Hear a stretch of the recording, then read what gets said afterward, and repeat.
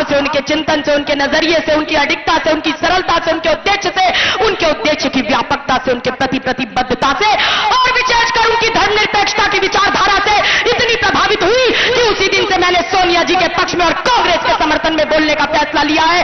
उसके बाद कांग्रेस के कई केंद्रीय नेताओं ने मेरी दिल्ली के अंदर एक प्रेस वार्ता कराई और उसमें मुझे कांग्रेस के इतिहास और वर्तमान की सबसे कम उम्र की स्टार प्रचारक घोषित किया। स्टार प्रचारक के तौर पर हेलीकॉप्टर के माध्यम से, पद यात्राओं के माध्यम से मैंने जनता तक पहुंचने का काम किया और वर्तमान में आपकी बेटी लोधी साधना भारती कांग्रेस की सबसे कम उम्र की राष्ट्रीय प्रवक्ता भी है। आज साधना भारती बताने के लिए आई है।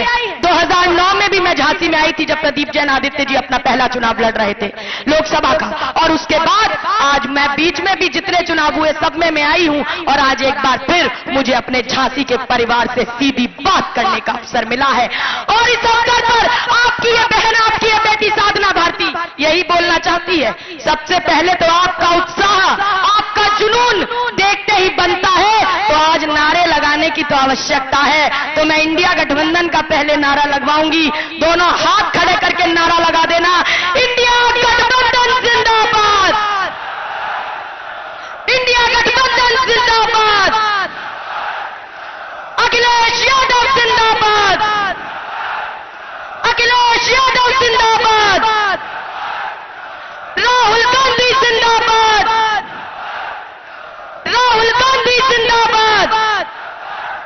अब ये जिंदाबाद के नारों की आवाज तो ये बता रही है कि इंडिया गठबंधन की सरकार बनने जा रही है। झांसी में प्रदीप जैन आदित्य जी सांसद बनने जा रहे हैं। मैं तो ये कह रही हूं, देखिए मैं तो यही कह रही हूं आपसे कि मैं तो हमेशा कहती हूं कि ये भाजपा, चुनाव आते ही भाजपा में जाति और धर्म को धंधा बनाने के सब प्रबंध हो जाते हैं और सत्ता की कुर्चन चाटने के लिए तो भाजपा में कुछ नेवलों के भी सांपों से संबंध हो जाते हैं। भाजपा रामवादी नहीं, रावणवादी है, कृष्णवादी नहीं, कंसवादी है। और मैं तो ये बताना चाहती हूं, इन्होंने भाजपा के ठगबंधन में संजय निषाद ने, अरे भगवान ने कहा था कि भगवान राम जी दशरथ के पुत्र नहीं है, भगवान राम जी की माता कौशल्या के सतीत्व पर प्रश्न उठाने वाले संजय निषाद जी को भाजपा ने योगी मंत्रिमंडल में कैबिनेट मंत्री बनाया, आज तक मंत्रिमंडल पद से नहीं हटाया। भाजपा के नरेश अग्रवाल ने राज्यसभा में अरे भगवान राम जी की तुलना रम से की, माता सीता की तुलना शराब से की, उसके बाद भी नरेश अग्रवाल जी को राज्यसभा भाजपा ने पहुंचाया, उनके बेटे को उत्तर प्रदेश के मंत्रिमंडल में शामिल कराया। और इसीलिए मैं यही कहती हूं, भाजपा ना रामवादी है, ना कृष्णवादी है, भाजपा ना धर्मवादी है, भाजपा तो केवल वोटवादी है, केवल नोटवादी है। और भाजपा का तो एक ही काम है, चंदा दो, चंदा लो और धंधा दो। भाजपा का केवल एक ही काम है कि राम राम जपना और पराया माल अपना। मैं ये बताना चाहती हूं कि जब कलह, द्वेष, घृणा, अत्याचार, व्यभिचार और दुराचार बढ़ जाता है, तब परमात्मा सरल, सौम्य, संघर्षशील, साहसी लड़कों का रूप लेकर आता है। और यही मैं बताना चाहती हूं कि मैं आपको समझाना चाहती हूं कि एक गॉड से पूजक विषैली भाजपा के दो अहंकारी आका और काका मोदी शाह अब धर्म को धंधा बनाना चाहते हैं, नफरत, द्वेष, घृणा और कलह का वातावरण बनाकर अरे हिंदुस्तान की सत्ता हथियाना चाहते हैं। ये विचली भाजपा के दो अहंकारी आका और काका मोदी शाह कह रहे हैं कि ये यूपी के लड़के राहुल गांधी और अखिलेश क्या कर लेंगे। अरे मोदी शाह जी, ये यूपी के लड़के राहुल गांधी और अखिलेश यादव जी जनता के सहयोग से आपका अहंकार मिटा देंगे। यही यूपी के लड़के अखिलेश यादव और राहुल गांधी जी जनता के समर्थन लेकर भाजपा को इस सत्ता से मिटा देंगे, भाजपा की सत्ता से भाजपा को भगा देंगे। और मैं बताना चाहती हूं कि मोदी शाह जी, आप भी भाजपा की बिचैली अहंकारी भाजपा के दो मोदी शाह हैं, अहंकारी मोदी शाह हैं, और दो ही अहंकारी रावण और कंस हुआ करते थे। और तब यूपी के ही लड़के थे जिन्होंने रावण और कंस के अहंकार को चूर चूर किया था। और उस समय पर अरे यूपी की पावन और पवित्र भूमि पर भगवान राम और भगवान श्री कृष्ण अवतरित हुए और यूपी की पावन धरती पर अवतरित होने वाले भगवान राम ने आताताई अहंकारी सारथी सत्ता के सारथी रावण को मारा था। इसी यूपी की पावन पवित्र भूमि पर अवतरित हुए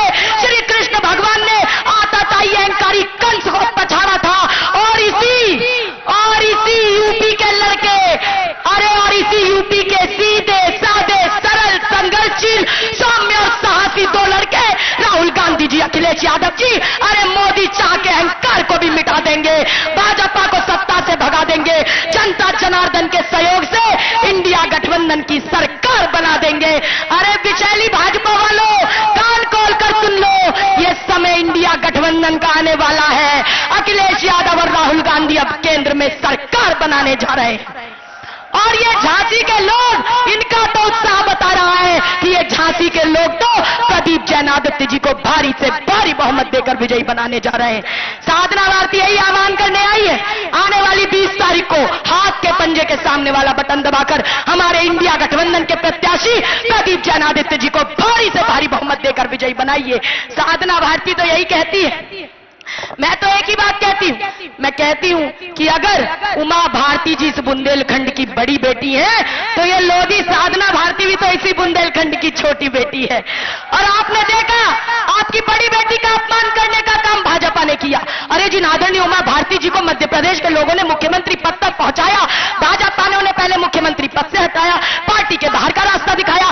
जैसे किसी अपराधी को तड़ी पार कर दिया जाता है, जैसे ही मेरी दादी समान उमा भारती जी को भाजपा ने मध्य प्रदेश की राजनीति से तड़ी पार कर देने का काम किया। और आप तो इस बात के साक्षी हैं कि उन्हें उत्तर प्रदेश भेजने का काम भाजपा ने किया। पहले उमा भारती जी को भाजपा ने चरखारी के चक्कर में फंसाया, फिर झांसी से चुनाव लड़ाकर झांसी का झांसा भी दिलाया, मगर उत्तर प्रदेश में भी सही मायने में सम्मान करने का काम उमा जी का नहीं किया। अगर भाजपा ने उमा भारती जी का सम्मान किया होता तो उत्तर प्रदेश के विधानसभा चुनावों के बाद उमा भारती जी को उत्तर प्रदेश का मुख्यमंत्री बनाने का काम किया गया होता। लेकिन ये भाजपा उपयोग करना जानती है।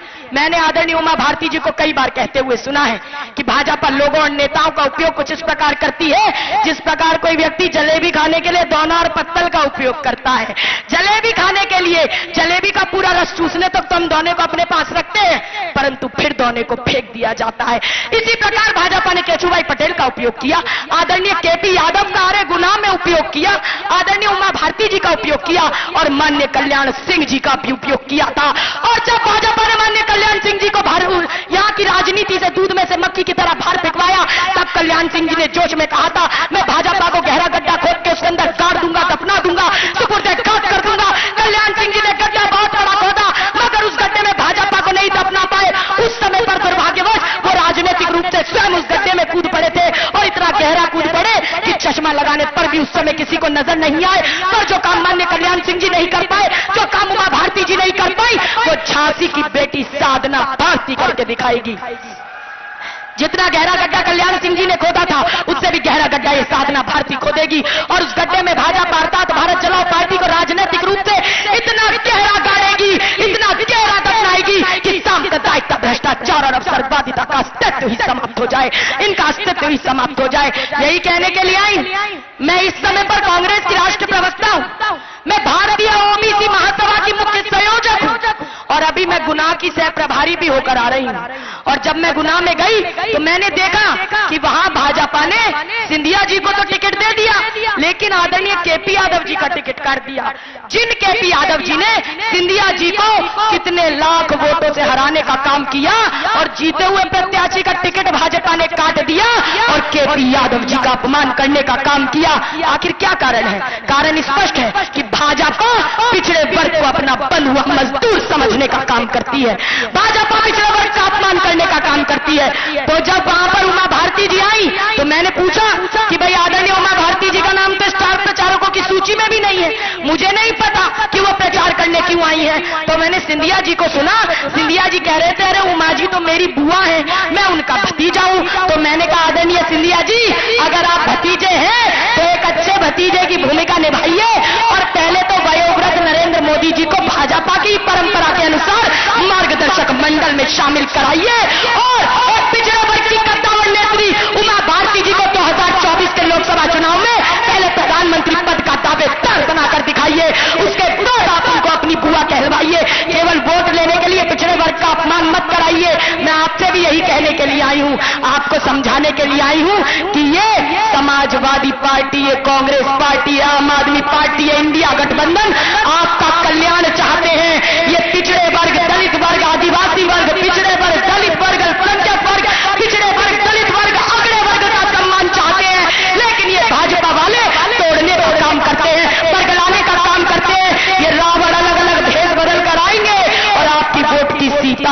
कर ले जाएंगे। अपने वोट की सीता को बचाकर रखना, और जब भी कभी आपके चुनाव हो, अरे इन बेईमानों को वोट मत दे देना। आप तो पीडीए और जातिगत जनगणना का सम्मान करने वाली इंडिया गठबंधन को वोट देने का काम करना। साधना भारती यही कहने के लिए आई है कि एक तालाब किनारे खड़ी इमारत में लग रही थी आग, मच गई अफरा तफरी और भागम भाग, सबने वो किया जो था जिसकी पहुंच में। एक चिड़िया भी डाल रही थी पानी भरकर अपनी चोंच में। एक कौवे ने कहा, बहन तू सुई की नोक से समस्या का ताला खोल रही है, तू तो पत्तों के पास से पहाड़ तोड़ रही है, तेरी चोंच में जो ना पानी आएगा उससे तो आपका एक तोला भी नहीं बुझ पाएगा। चिड़िया ने कहा, भाई मैं तेरी बात मानती हूँ, अपने चोंच के सामर्थ्य को भी पहचानती हूँ, लेकिन मैं तो केवल इतना ही जानती हूँ कि जिस दिन इस घटना का इतिहास लिखा जाएगा, मेरा नाम आग लगाने वालों में नहीं, आग बुझाने वालों में लिखा जाएगा। आग बुझाने वालों में लिखा जाएगा। तो मैं यही समझाने आई हूँ, ये आग लगाने वालों का सूपड़ा साफ करना है। ये जो एक विशेष समुदाय का नाम लेकर भावनाएं भड़काने का काम करते हैं, उनका सूपड़ा साफ करना है। चुनाव है, लेकिन ये तो महाभारत रूपी लोकसभा चुनाव का शंखना झांसी में हो गया है। चाहे एक तरफ दुराचारियों की सेना है, अत्याचारियों की सेना है, लूट खसोट करने वालों की सेना है, रिश्वतखोरों की सेना है, घूसखोरों की सेना है, अरे राम मंदिर में भी भूमि घोटाला कराने वालों की सेना है। ये सेना महिलाओं के बलात्कारियों को संस्कारी बताने वालों की सेना है। ये सेना बलात्कारियों का संरक्षण कराने वालों की सेना है। ये सेना पिछड़े वर्ग का अपमान कराने वालों की सेना है। ये सेना नरेंद्र मोदी की सेना है। ये सेना अमित शाह जी की सेना है। ये सेना भाजपा अर्थात भारत जलाओ पार्टी की सेना है। अरे ये तो कलयुग के कुकर्मी कौरवों की सेना है, कलयुग के कुकर्मी कौरवों की सेना है। तो दूसरी तरफ सत्यतावादियों की सेना है, पवित्रतावादियों की सेना है, मानवतावादियों की सेना है, धर्मनिरपेक्षतावादियों की सेना है, हिंदू मुस्लिम सिख ईसाई आपस में भाई भाई के नारे को बुलंद कराने वालों की सेना है। अरे महिलाओं को नगर निगम निकायों में 50% तक का आरक्षण दिलाने वालों की सेना है। किसानों का 72,000 करोड़ रुपए का कर्ज माफ कराने वालों की सेना है। ये सेना आदरणीय चंद्रपाल सिंह यादव जी की सेना है। ये सेना आदरणीय प्रदीप जैनादित्य जी की सेना है। ये सेना आदरणीय अखिलेश यादव जी की सेना है। ये सेना आदरणीय योगेंद्र यादव जी की सेना है। ये सेना आदरणीय बलवंत सिंह राजपूत जी की सेना है। ये सेना आदरणीय राकेश रजक जी की सेना है। ये सेना आदरणीय ज्योति सिंह जी की सेना है। ये सेना हमारे हमीरपुर के सपा के प्रत्याशी अजेंद्र राजपूत जी की सेना है। ये सेना झांसी की जनता की सेना है। ये सेना इंडिया गठबंधन के करोड़ों कर्मयोगी कार्यकर्ताओं की सेना है। अरे ये तो प्रतिज्ञावादी पांडवों की सेना है। मगर महाभारत से पूर्व पांडवों को भी दर दर की ठोकरें खानी पड़ी थी, इधर उधर भटकना पड़ा था। तब जाकर श्री कृष्ण भगवान ने पांडवों का साथ दिया और अर्जुन का सारथी बनकर पांडवों को महाभारत का विजेता बनाया था। आज जाति की चर्चा दो, श्री कृष्ण भगवान का रूप धारण करना होगा और अर्जुन रूपी आदरणीय प्रदीप जैनादित्य जी का साथ देना होगा। हाथ के पंजे के सामने वाला बटन दबाकर प्रदीप जैनादित्य जी को भारी मतों से विजयी बनाना होगा। साधना भारती यही कहने आई है कि आपका ये जोश और ये जुनून ये बता रहा है कि इस बार इंडिया गठबंधन की सरकार भारी मतों से बनने जा रही है। साधना भारती आह्वान करती है कि कुछ ही देर में आदरणीय अखिलेश यादव जी, आदरणीय राहुल गांधी जी, आदरणीय चंद्रपाल सिंह यादव जी, आदरणीय प्रदीप जैनादित्य जी आप लोगों के बीच इसी मंच पर होंगे, आपके बीच में अपनी बात को रखेंगे। साधना भारती आपके इस जुनून को देखते हुए एक बार फिर से नारा लगवाना चाहती है, बोलिए इंडिया गठबंधन जिंदाबाद। अरे भाई दोनों हाथ खड़े करके बोलो, कम से कम मोदी जी के कान में तो आवाज पहुंच जाए। इंडिया